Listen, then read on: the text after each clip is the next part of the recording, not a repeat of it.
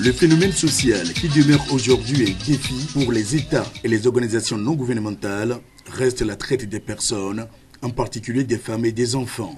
C'est un fléau social transformé en un véritable business mené de bout en bout par des groupes bien organisés qui s'enrichissent très rapidement sur le dos des enfants, des femmes et des parents, généralement issus des milieux défavorisés.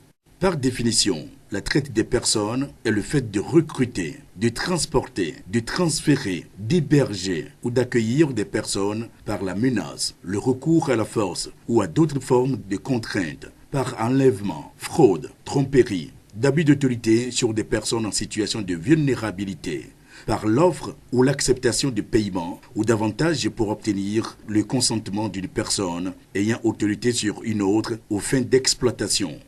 Cette pratique, entretenue par des réseaux de trafiquants qui circulent dans plusieurs pays en Afrique, où des personnes, en particulier des femmes ou des enfants, en sont victimes.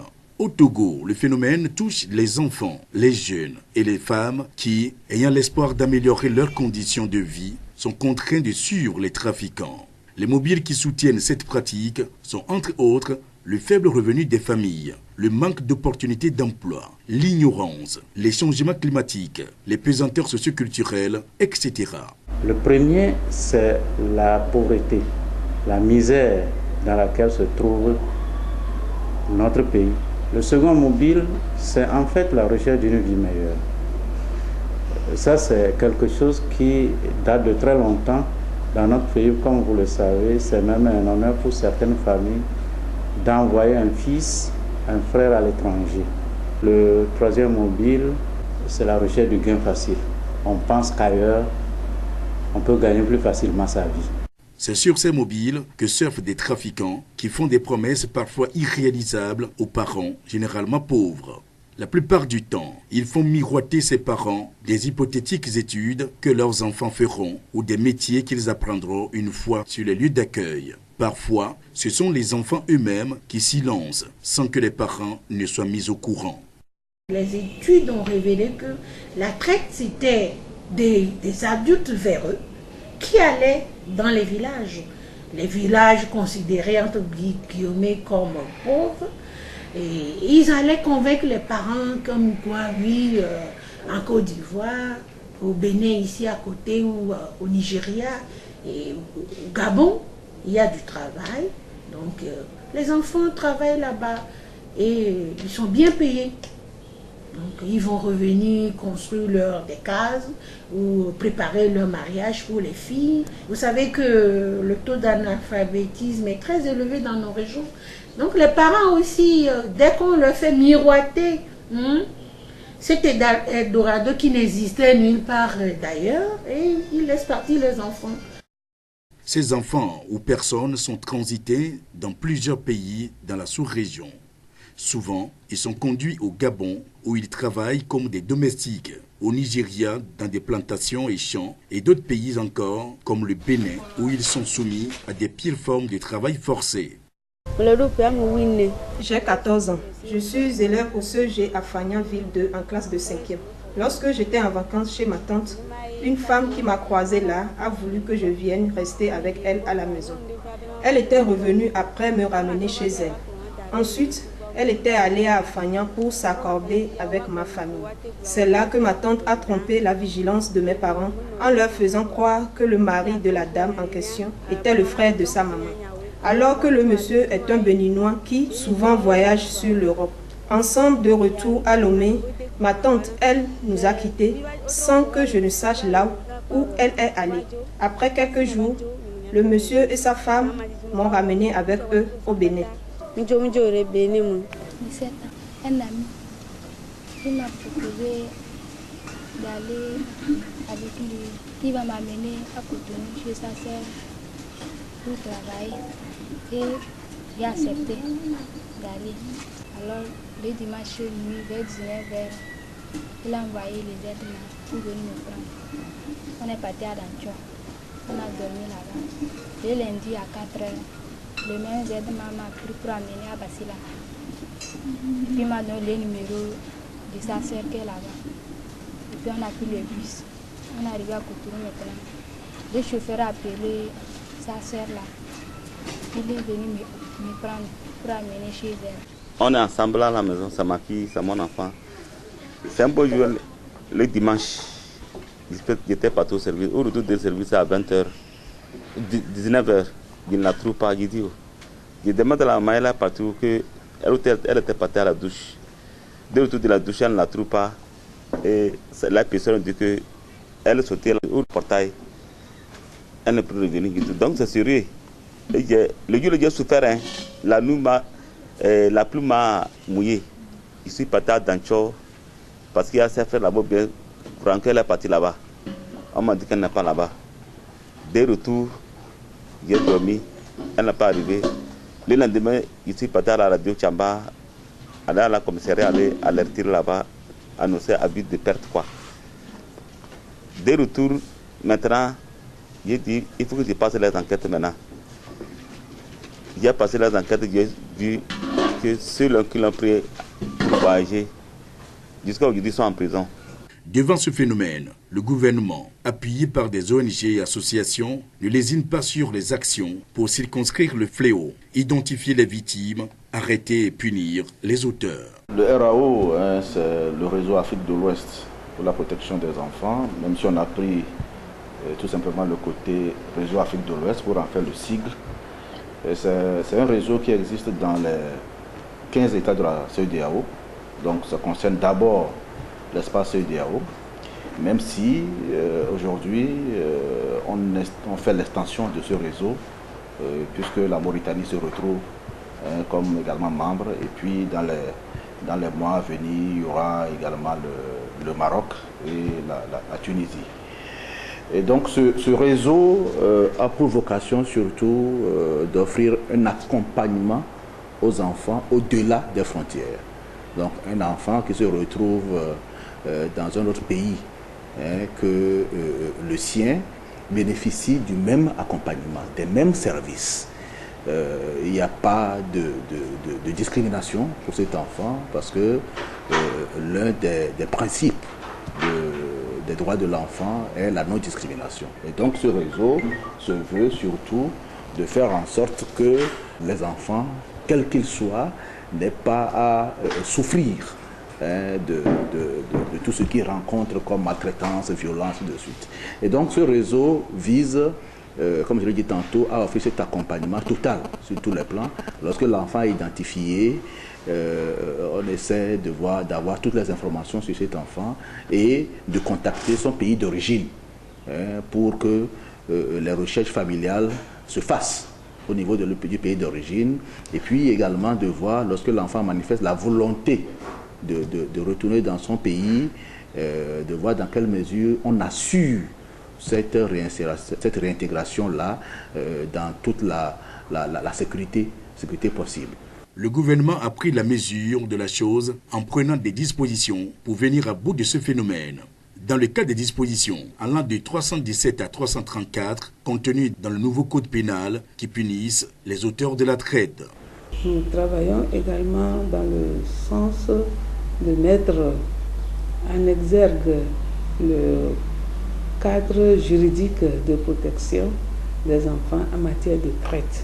Aujourd'hui, nous avons le code pénal de 2015 qui nous aide également dans le cadre juridique à lutter efficacement contre la traite. Nous faisons sa vulgarisation et nous avons élaboré des supports. Nous essayons de renforcer les capacités de nos membres et ce renforcement porte sur les besoins de nos membres en matière de lutte contre la traite des enfants et également la traite des personnes. Nous collaborons avec le ministère de l'Action sociale, nous collaborons également avec le ministère du Travail, le ministère de la Justice aussi. Au plan national, le Togo a pris plusieurs tests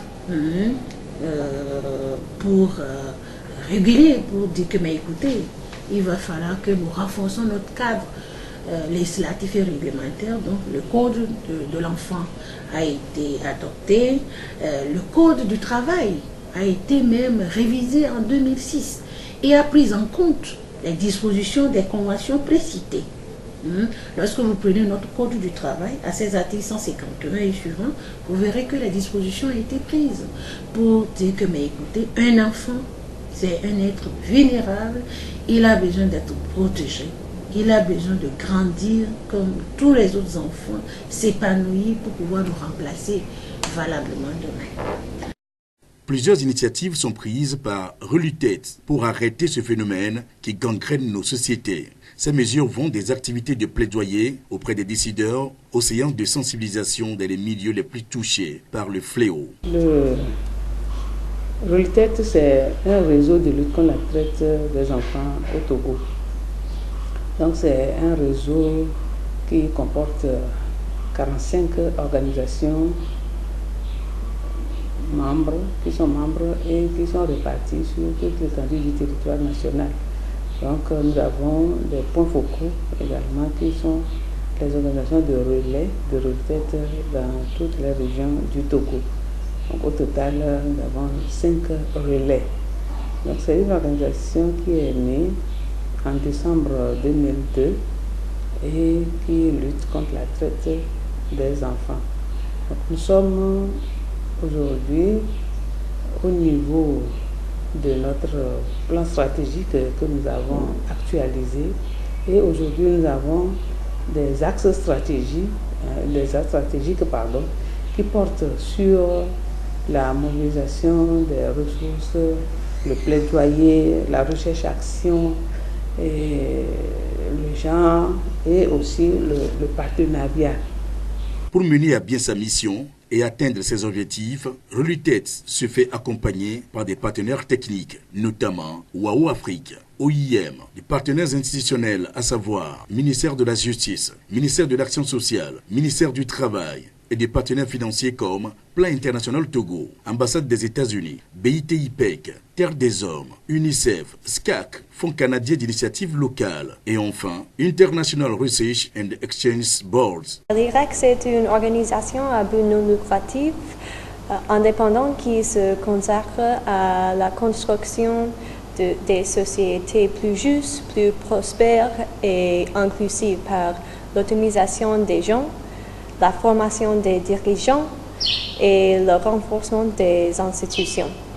Et l'IREX met actuellement en œuvre le programme d'aide juridique contre la traite des personnes qui s'appelle TIPLEP afin d'aider les gouvernements partenaires d'Afrique subsaharienne à renforcer leur cadre juridique de lutte contre la traite des personnes. Aussi, des membres de Relutet font-ils des visites dans les familles pour entretenir les parents sur la nécessité de ne pas laisser les enfants entre les mains des trafiquants qui leur font rêver un Eldorado. Pour lutter contre la traite des enfants, il y a 2 stratégies.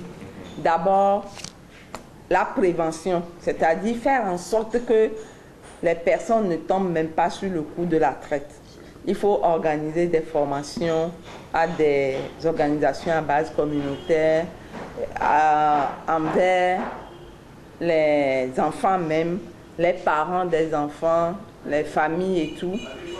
Organiser des renforcements de capacités, des séances de sensibilisation pour qu'ils comprennent que tout ce qu'on vient raconter ici n'est pas vrai et que là-bas, c'est un autre monde. Si on te donne par exemple une parcelle à sa clé et tu n'as pas fini, la nuit, on attache une lampe à ton pied et tu continues de sacler. S'il pleut, tu es sous la pluie, dans le champ en train de sacler. On ne vous nourrit pas bien, c'est du manioc qu'on vous donne, bien la farine qu'on appelle gari, qui est la farine du manioc, qu'on vous donne à manger et tout ça. Tu es malade, tu es obligé de travailler. Donc on explique tout ça, ces choses. Et les gens comprennent aussi. On prend certains enfants ou certaines personnes qui ont été victimes pour témoigner. On vendait du savon dans les marchés, parfois à Tokba, à Ouida ou autre ville. Un matin, ma patronne m'a demandé de lui préparer de la bouillie. Elle-même a une manière particulière de le faire que je n'ai pas maîtrisée. J'ai dû lui faire appel, mais elle s'est fâchée, elle s'en est prise à moi et a commencé à me frapper à la tête avec une spatule. Elle me maltraite. Je fais les travaux de ménage, nettoyer la terrasse. J'accompagne aussi les enfants à l'école. Ok, Reluted s'est constitué effectivement pour lutter de façon efficace, de façon stratégique contre ce phénomène de la traite des personnes dans notre pays. Alors Reluted passe par 3 actions fondamentales. Premièrement, le plaidoyer. La seconde action, c'est le renforcement des capacités. La troisième action, c'est la production des outils. Et la quatrième action, c'est son bulletin de liaison qui est Vigno, produit au moins 2 fois par an, qui permet donc au grand public de connaître Reluted et de savoir les thèmes que Reluted aborde et la lutte dans laquelle Reluted s'est engagée dans notre pays. Aujourd'hui, dans certaines communautés, les autorités traditionnelles ne ménagent aucun effort pour s'impliquer dans cette lutte. Très souvent, ils organisent des sensibilisations ou des réunions avec les chefs de famille à qui des conseils sont donnés afin d'éviter ces genres de déplacements aux enfants. Dans ma communauté, la traite est perçue comme un fléau.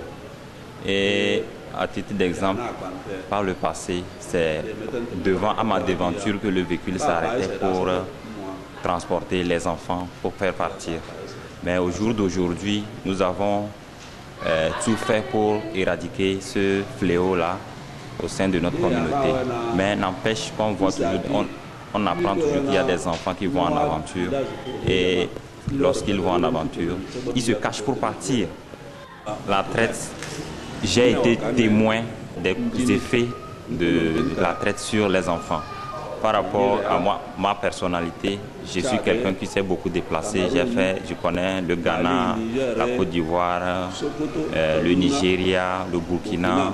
La situation que vivent les enfants au sein de cette communauté, de ces lieux d'accueil est déplorable. Nous, ici, en majorité, nous sommes des agriculteurs. Et la plupart des familles sont des familles polygames, avec souvent des enfants nombreux, ce qui fait que les parents n'arrivent pas vraiment à subvenir aux besoins de leurs enfants. Au-delà de ce que nous faisons déjà, nous aurions souhaité que l'État nous vienne en aide à travers la création des emplois. Parce que ce qui aussi encourage ce phénomène, c'est le fait que certains de nos enfants ont évolué dans les études, ils sont revenus avec leur diplôme, ils sont assis et ils n'ont rien à faire. Donc cette situation ne nous encourage pas et ça n'aide pas vraiment les jeunes générations aussi qui sont en train de grandir afin qu'eux puissent avoir des références identitaires. Dans la lutte de mobilisation contre le phénomène de la traite des personnes, en particulier des femmes et des enfants, les acteurs juridiques jouent également leur partition en actualisant des textes et règlements pour punir les auteurs de la traite et les dissuader surtout. C'est aussi une forme de combat qui permet de faire reculer le phénomène. Avant, c'est-à-dire en 2005, il y avait la loi sur le trafic d'enfants qui n'était pas très adaptée parce que on parlait de trafic, qui n'est pas un terme approprié à ce phénomène. Et cette loi ne permettait de réprimer les auteurs que lorsque les victimes sont des enfants. Et donc en 2007, il y a eu le Code de l'enfant. Dans ce code, il y a eu une évolution parce que c'est dans ce document que pour la première fois, on a parlé de traite.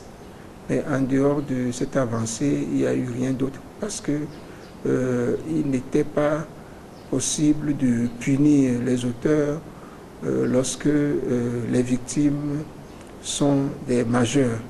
Et donc ce n'est que après l'entrée en vigueur du nouveau code pénal qu'il est désormais possible de punir les auteurs, quel que soit l'âge des victimes. Le soir, alors que j'étais encore partie vendre, j'ai rencontré une dame qui voulait acheter. Elle m'a longtemps observée et ensuite cherchait à savoir si je vivais chez quelqu'un. Je lui ai répondu que je suis avec mes parents, mais elle n'a pas cru. Puisqu'elle insistait, j'étais obligée de lui dire la vérité. Elle a décidé de m'amener dans un centre d'orphelinat des jeunes filles au Bénin. De là, je fus conduite à un poste de police qui, après m'avoir posé quelques questions, m'a gardée jusqu'au lendemain. C'est là où un monsieur était arrivé, faisant comprendre qu'il était à la recherche d'une fille qui s'appelle Sévérine et qui a disparu. Il voulait vérifier à la police avant de faire l'annonce à la radio. Après une semaine au poste de police, je fus reconduite dans un orphelinat où j'ai encore passé une semaine. Un jour, un monsieur et une dame étaient venus me prendre pour me remettre dans les mains d'une Togolaise à la frontière. Arrivé au Togo, j'ai été gardée dans un orphelinat où j'ai pris contact avec mes proches qui m'ont ramenée à Afanya. Le dimanche matin, maintenant, j'étais en train de balayer devant la devanture. Le même Zedman qui m'a mené là, il est revenu. Il me dit que la sœur a dit de venir me chercher. J'ai dit, il y a quoi? Et puis il dit, il n'y a rien. On a dit de venir me chercher. Et puis j'ai pris mes habits maintenant, on est parti. Arrivé, la sœur me demande que quand je venais, mes parents ont su, j'ai dit non. Et puis il a dit qu'on a enfermé les gars qui m'a mené là. Et puis il m'a envoyé. Et puis il m'a payé ticket du bus. Et puis je suis rentrée dans le bus maintenant. On est parti. Ils n'ont pas mangé. On est parti. Et puis arrivé à Bassila maintenant, le monsieur qu'on a enfermé là, son père est venu me prendre là-bas pour amener à la police. Et puis mes parents sont venus me chercher. En cours de route, une dame m'a rencontrée et m'a conduite auprès des autorités de la place qui m'ont ramenée chez Papa Président. Papa Président. Nous préparons l'arrivée des enfants, on les accueille, on les place dans des centres d'accueil. Ces centres ne sont que des centres de transit. En fait, je vous ai parlé de Terre des Hommes, de Wawa Afrique. Ce sont des centres de transit. Donc ça permet à l'enfant de se retrouver. Ça nous permet à nous de se frotter à l'histoire de l'enfant, de le comprendre, de le rassurer d'abord psychologiquement et de l'amener à élaborer un projet de vie. Maintenant qu'il est de retour avec tout ce qu'il a vécu, et on prépare sa réhabilitation dans son milieu d'origine, dans sa famille d'origine. Nous appelons cela la réintégration familiale. Après l'écoute, on voit par rapport à l'âge de la personne, qu'est-ce qu'on peut l'appuyer à faire. Est-ce qu'on peut, si la personne a 15 ans ou moins de 15 ans, alors ça veut dire que forcément, elle retourne à l'école. Si la personne a plus, donc si elle veut apprendre un métier, faire un commerce ou tout, nous voyons avec l'action sociale, qu'est-ce qui est adapté. Et on arrive à apporter aussi des appuis sur ce plan-là. Et puis, qu'on le veuille ou non, le fait de se mettre en réseau entre acteurs, de se mettre en réseau au niveau des pays, comme je le dis tout à l'heure au niveau du RAO, le fait que tous les acteurs au niveau du RAO se mettent en réseau et que quelqu'un qui est victime de traite au Togo, on peut l'accompagner, le suivre jusqu'à ce qu'il arrive dans son pays, que toutes les ramifications, les voies empruntées par les traits, on met tout ça à la disposition de la police, l'Interpol et autres, pour qu'on suive les pistes et on arrive à appréhender tout cela, concourt à faire en sorte que la traite, le phénomène diminue, pour ne pas dire le phénomène disparaisse.